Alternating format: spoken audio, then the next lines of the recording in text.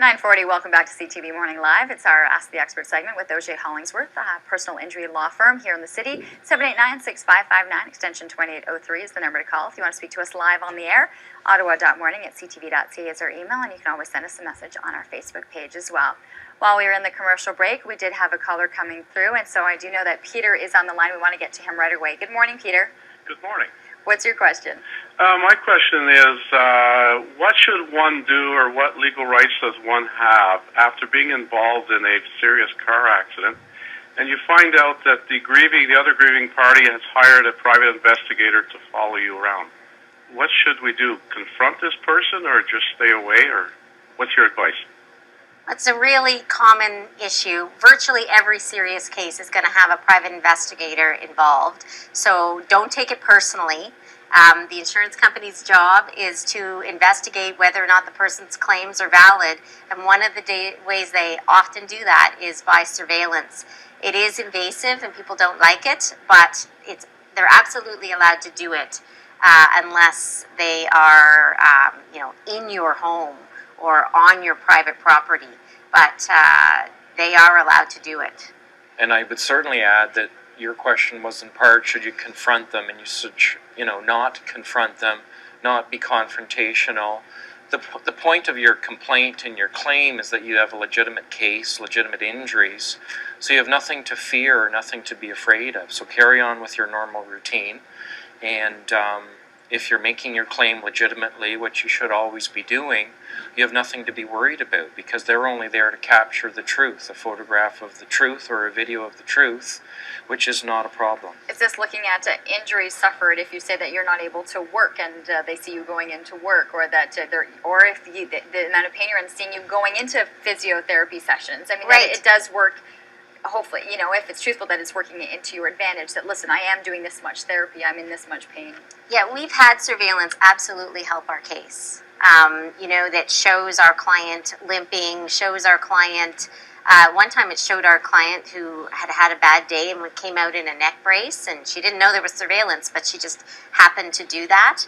So it can help your case, but really what we tell clients is the only way surveillance can hurt you is if you say you can't do something that they catch you doing on surveillance. So it's very important when you're describing to the insurance company that you don't say, I absolutely can't shovel snow if you do a small path to clear your way to the car. It hurts, but you do it.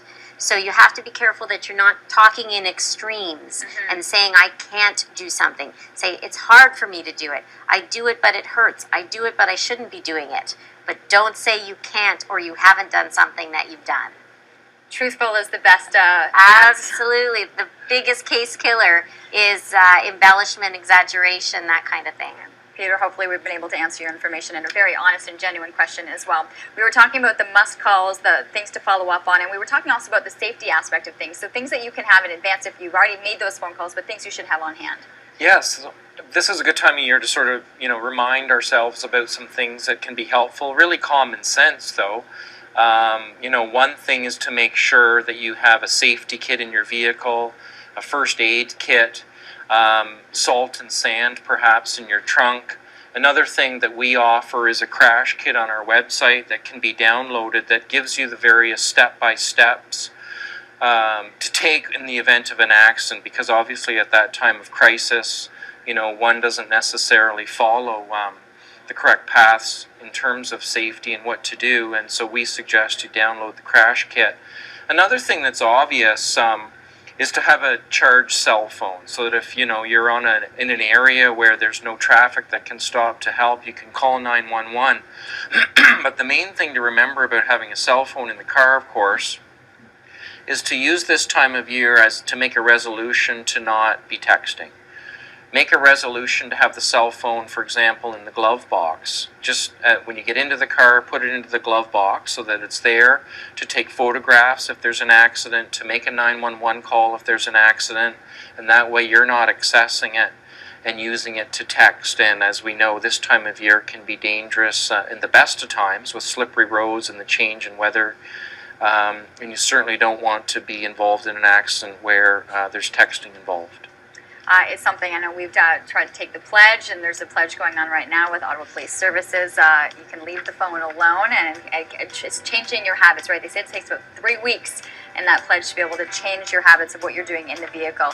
We're going to have an opportunity to ask them some more questions with OJ Hollingsworth, with Richard and Brenda. Give us a call live on the air, or send us an email.